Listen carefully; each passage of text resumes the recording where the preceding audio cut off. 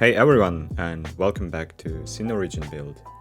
In today's episode, we are diving into the heart of Jubilife City as we start building the first residential area in the downtown district. This area will feature a mix of residential, mixed zone, and commercial buildings. We'll also focus extensively on detailing the main train station, including its plaza and surrounding connections, such as tram and bus infrastructure. Throughout the neighborhood, we'll add plenty of details to bring it to life, including walking streets, parking, and bike lanes. And you might have already caught a glimpse of how some of these areas look in the cinematics. And I wanted to showcase the results for those who might not watch the entire video. And for those of you who stick around that, thank you so much. And you'll get to see how everything came together step by step. If you are enjoying the builds so far, please consider leaving a like, subscribing, and dropping a comment to help bring Sinnoh to life.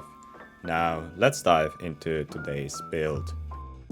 We are starting today by placing down this taxi station, which I thought would be a great addition to the area surrounding the main train station. Just like in Sapporo, where there are dedicated lanes for taxis to arrive and wait for customers, this setup adds a nice touch of realism to the area. In the game, the taxi system works pretty well once you place a stand and have an active taxi depot, and the cars automatically show up ready to pick up the passengers. And back in Centrum Town, I noticed a lot of clients waiting for taxis. I have this taxi stand quite overpacked, and it's gonna be interesting to see how this plays out in Jubilife. It might take some time for demand to grow here, but I'm sure it will be used a lot in the future once the whole city is built. Additionally, I placed some parking under the bridge nearby, as you might have seen, which I think fits the space perfectly. And it's great that these areas can be filled with functional parking, and I've already seen the cars flocking there and fill it quite aggressively, which is quite nice as well. The area surrounding this station isn't going to be massive, but it will feature a plaza where people can walk in and out of the station and head towards nearby tram stops, this taxi stop, and a bus stop on the other side. And of course, I decided to add plenty of greenery to make the space more inviting. To achieve this, I used a technique I've really grown to enjoy, placing down pedestrian walkways with quay walls activated on one side. And at ground level, this creates the look of an elevated planter with soft edges, which gives the area a polished and cohesive feel. While I think future updates of detailing tools might eventually make this approach obsolete, I still really like how it looks, and I'll probably keep using it regardless. For the tram routes, I have used a custom road created with Road Builder mod. While this mod has given me some trouble in the past, like not saving roads after patch update, it seemed to be working well now. And all the new roads I've created recently are functioning smoothly, which is a huge relief. For Jubilife, I'll need a lot of custom roads to bring city to life, while also reusing some of the ones I built for previous towns. And this flexibility has been super helpful in keeping everything consistent and functional as we expand the region. A lot of detailing in this episode involved placing different tiles, surfaces over existing networks, and right now this technique really adds a lot of touch to the area, and I think it's perfect for Jubilife City. If you ever played the Pokémon games, you might remember Jubilife City being heavily tiled, so it makes sense to incorporate a lot of that here. I'll be experimenting with different styles of tiling across the city because there is such a wide variety to choose from. You might even notice that some areas get reworked later on. That's because I like to revisit spots and see if different tiling style fits better. It's all about finding the right look for each part of the city in the end. Some of you might have noticed that I started working on the identity of Sinnoh as a region, and one way I've done it by adding a custom flag inspired by Hokkaido flag and the aesthetic of Japanese regional banners. I've always been a fan of how simple and elegant Japanese prefecture and city flags look. They typically use clean shapes and interesting color schemes, which make each one unique and visually appealing. So for Sinnoh, I created a flag with six-sided white star to represent Mountain Coronet top, which is basically the central mountain of the region. Around it, there is a larger six-sided green star representing Sinnoh's landmass and the six main islands that you are visiting throughout the games. The green color also symbolizes the lush greenery present across the island. Finally, the surrounding blue background represents the ocean and peacefulness of Sinnoh and its residents. I think this little addition really helps give the region a stronger identity, and I hope you all like it. Now, I do hope that at some point I'll be able to use this flag throughout the entire region and maybe even have the names of towns and cities displayed on road signs and stuff like that.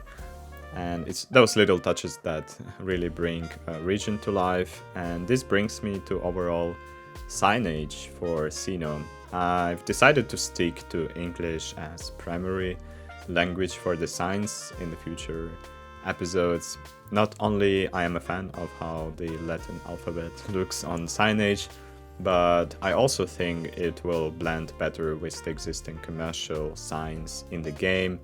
Plus, it will be easier for people watching this series, specifically those who haven't played Pokémon games, to read and follow along. In previous episodes, I experimented with signs in the Pokémon color alphabet, but I realized that font was from another region, not Sinnoh. And the Sinnoh specific font does exist. It was introduced in the latest games, but only one version has been developed so far of the font itself by some fan, and honestly I didn't like a lot how it looks, and creating my own font would be a little too time consuming, I believe, and I'd rather focus my energy on city building where, there is still so much to be done, and just to finish Jubilife and its neighboring cities will take quite a lot, I think. So I hope you guys understand this move. So when you see English language Pokemon signs, just don't be surprised. As for custom decals and assets, I've been very cautious about placing them lately, so you probably see I'm not adding a lot of them.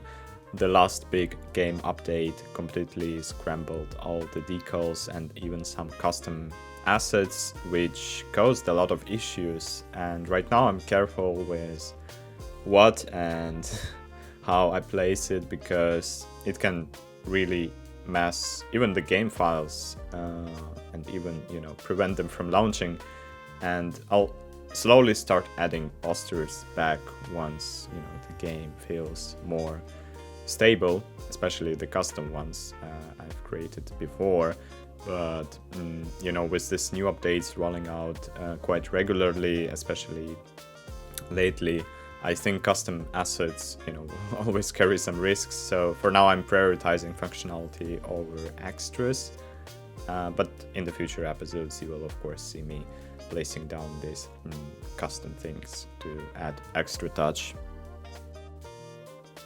Now over here, I'm placing down this first district in Jubilife City using vanilla assets from the US theme. These buildings might look pretty good for this build, because in the games Jubilife City has very neutral vibe with plenty of modern looking buildings, which are quite plenty in the game at this point. And for the Sinnoh region as a whole, I plan to use different architectural themes across various cities to create a nice contrast between them. For example, in the anime, Snowpoint City has a very German vibe, which I plan to reflect in this build as well. And Canalife City with its canals and coastal layout and like portal theme feels more like North Germanic or Dutch to me, so I'll use that theme over there. And I think adding these distinctions will make the region feel more diverse and interesting. And even with Jubilife, some districts will look different from one another. For this district, I wanted to create a dense residential environment that is not just functional but also aesthetically pleasing, especially given its proximity to city center and in fact being part of downtown. And the idea is to blend urban living with a sense of balance and beauty, making it welcoming space for residents. And I also thought about walkable alleys that will guide people traveling by foot through the region toward the city center. And these pathways will help make city feel more interconnected and pedestrian friendly, which is, I think, a nice thing to make in every city.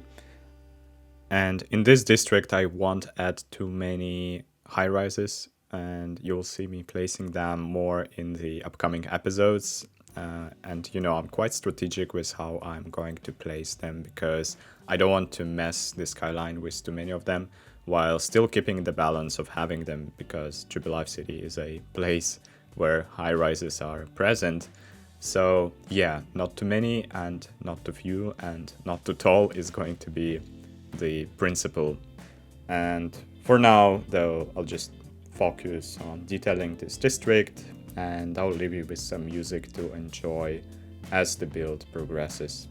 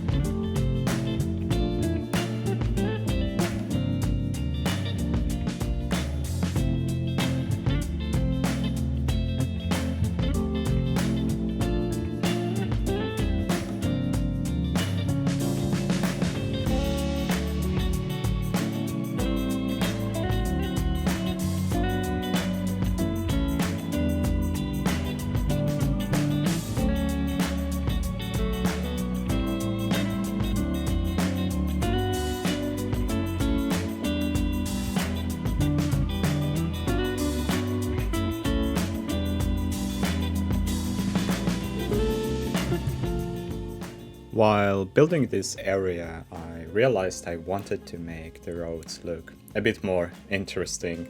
Right now there is definitely a lack of detailed markings on vanilla roads, but by adding a custom few details, it really transforms the overall feel of the city.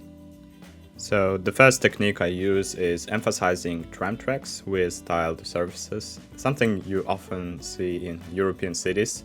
Not sure about the rest of the world, but this not only makes the tracks stand out visually, but also helps pedestrians and drivers to stay more alert, naturally slowing down the speed of traffic when they intersect with trams. And I think it's just looking quite great.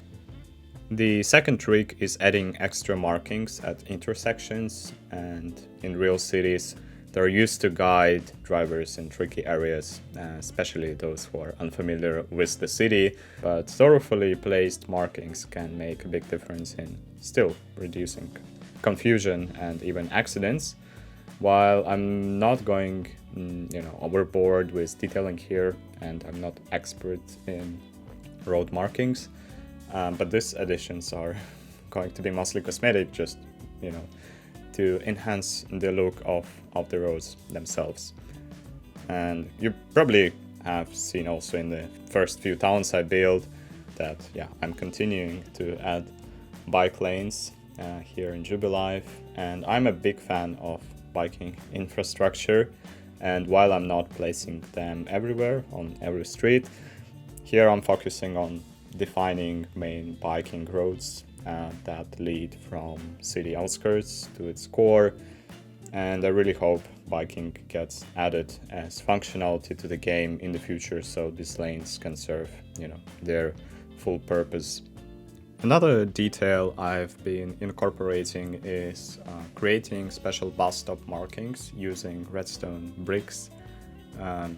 While I'm not planning to dedicate entire lanes for buses unless it becomes really necessary, as I really want the infrastructure to rely more on trams in the city, I'll still be adding bus roads and just using this simple technique as a nice touch to emphasize the presence of buses in the city.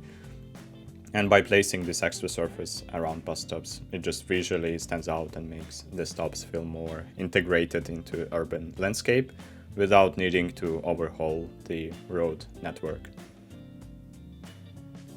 I've also been using these custom tree planters, which are a great addition to the city. Placing a few trees in them not only makes the streets look nicer, but also serves as a functional purpose. Trees help prevent streets from overheating during the summer, and adding greenery to urban areas always enhances the environment, making it more pleasant and livable.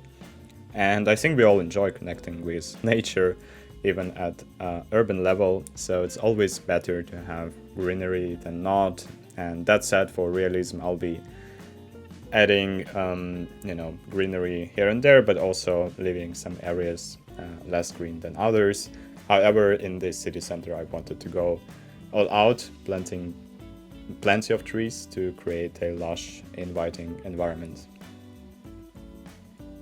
Another technique I use is placing down fencing along certain roads, and just to signify some areas. It's simple addition, but it really helps certain spots stand out and feel more defined. Fencing can create a sense of structure and organization, making the surroundings look more polished and intentional, whether it's along a key road, just to secure some pedestrians, or around a specific section in the city. Overall, I really enjoyed detailing this area. Once you zoom out, all these little touches add a lot of realism to the scene. And I believe even in the Pokémon world, where humans and Pokémon coexist along cars and other forms of transportation, these kinds of details would be given attention, and those small elements that help bring a place to life and make it feel more immersive.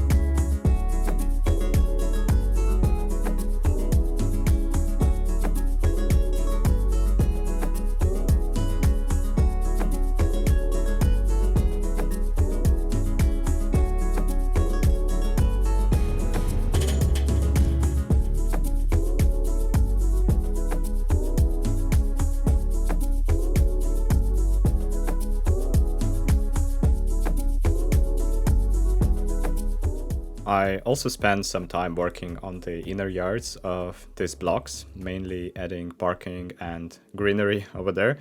For now, I've been avoiding using the DOM's custom parking assets since they caused me some trouble when I was rebuilding Sanjam Town. Instead, I'm keeping it simple in some areas by placing parking decals as their purely like cosmetic feature. And in spots where I want cars to actually park, I activate parking by placing a road with parking spaces, which works quite well and is super handy for functionality anyways.